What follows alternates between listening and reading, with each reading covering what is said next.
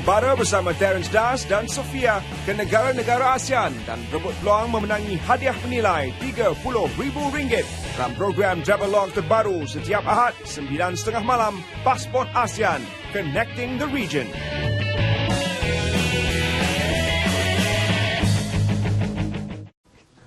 Hezri, tadi kalau kita tengok nampak wajah-wajah yang biasa kita nampak. Tapi kalau itu anda lihat dalam TV, jangan terkejut. Pada pagi ini, kalau tadi kita berdua, kita sekarang ni diapit lah oleh satu penerbit dan dua rakan pengacara. Jadi kita ramai, kita meriah pada pagi ni. Dekat rakan-rakan pengacara kita, Terence dan Sofia. Selamat Hari Raya. Dan bezanya kali ni, biasa mereka akan berada di belah sini, temu bual orang lain. Tapi kali ni mereka ditemu bual. Jadi siaplah mereka. Dan juga cecaka di tengah kita sekarang ni, Razi yang merupakan salah seorang daripada penerbit Selamat Pagi Malaysia yang biasanya berada di belakang tabir. Tapi pagi ni kita ketengahkan dia. Kerana kita dah siap sedia dengan soalan-soalan. Jagalah. Ni. Kan, siap. Tunggu. Tapi Terence apa khabar? Baik, Nazim. Selamat Hari Raya. Selamat Hari Raya. Sofia apa khabar? Baik. Selamat Raya.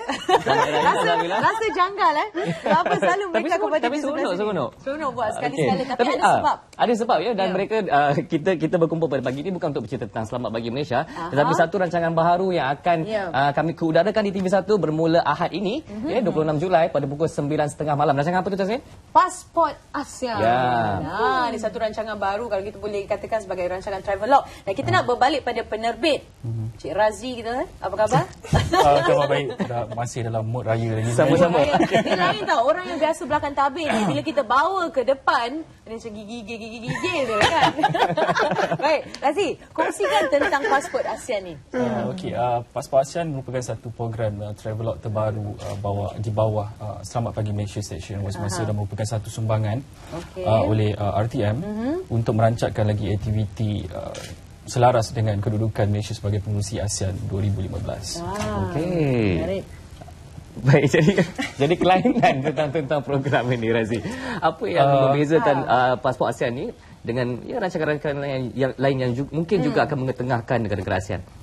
Macam Pasport ASEAN ni, kalau dari segi kelainan yang saya boleh tekankan adalah daripada segi isi kandungannya sendirilah. Satu, kami memberi peluang kepada selebriti ataupun blogger di setiap negara-negara ASEAN untuk bersama dengan host Terence dan Sofia bekerjasama dalam memberi informasi yang lebih banyak tentang ASEAN. Dan balik pada Sofia dan juga Terence, seronok. Kita semua tak sabar nak lihat macam mana hasilnya. Ada dua pengacara. Betul. Jadi macam mana dari segi pengagihan? Sofia pergi ke mana? Negara-negara mana? Terence pula bagaimana? Kita mula Sofia dulu. Total semua ada 10 negara dalam negara ASEAN. Jadi saya mengambil 5 negara dan juga Terence.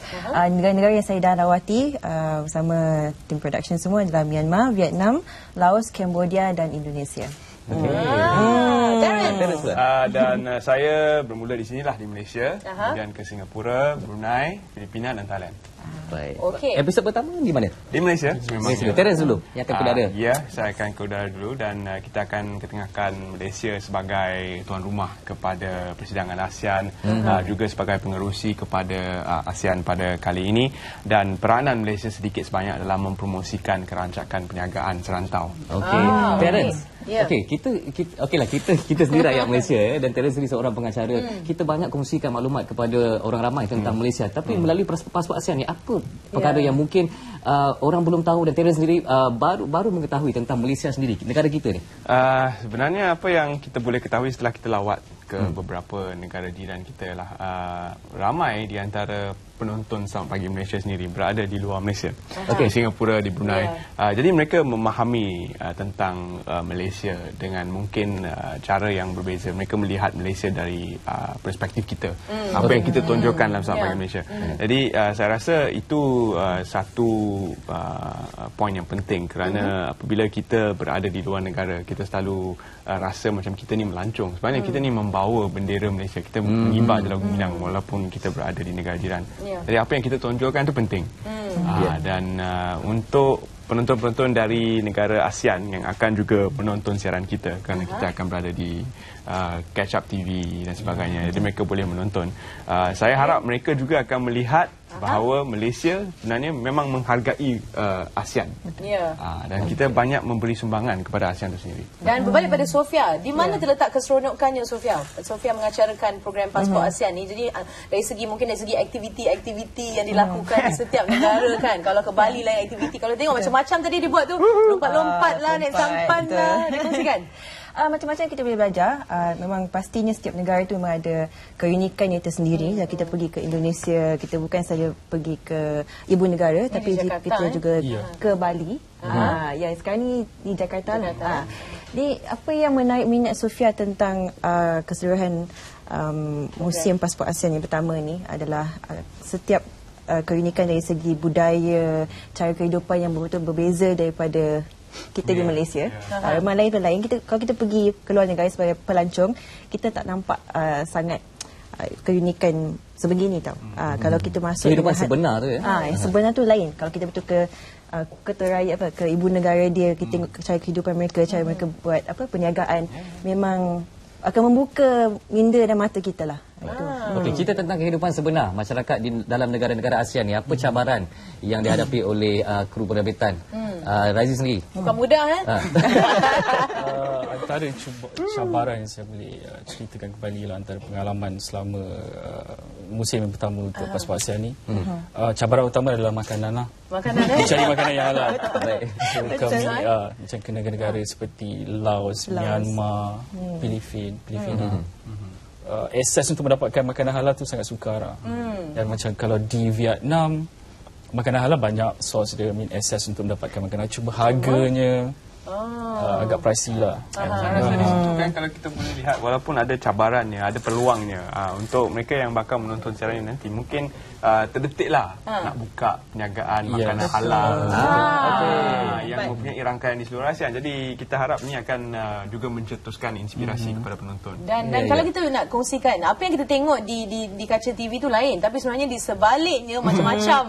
Kalau kita lihat adventure boleh kita sebutkan kan. Jadi Sofia sendiri mungkin antara salah satu babak-babak ke terjatuh daripada sampan masuk ni, mungkin boleh kongsikan bersama penonton, antara 5 buah negara yang dilawati, mesti ada satu yang paling seronok, paling tak dapat dilupakan, kenangan indah di sebalik tabir yang semua tak tahu ni. Kita nak dengar kan? Sebenarnya dia nak simpan untuk siaran nanti. Kejutan lah ya. Apa ini kejutkan sikit lah. Okey, sebab kita kalau kita ke Indonesia lah, kita tak selalu mungkin tak terdetik nak melawat zoo ataupun kawasan-kawasan yang ada haiwan-haiwan macam tu kan. Jadi apabila kita di Bali, kita dapat berdekatan dengan ikan lumba-lumba. Kita masuk laut pun semua, kita tanam batu karang. Kita tanam. Jadi semua adventure macam tu, Sofia rasa seronok lah. Kalau kita di Malaysia, bukan kita boleh buat, tapi kalau di negara lain, di serata negara ASEAN pun kita ada macam-macam aktiviti sebegini. Dan Terence dan Sofia juga dapat berkenalan dengan warga tempatan ya, dalam kalangan wakil-wakil media di sana, bloggers ataupun mereka yang aktif dalam industri pelancongan. Hubungan dengan mereka macam mana? Kerjasama macam mana?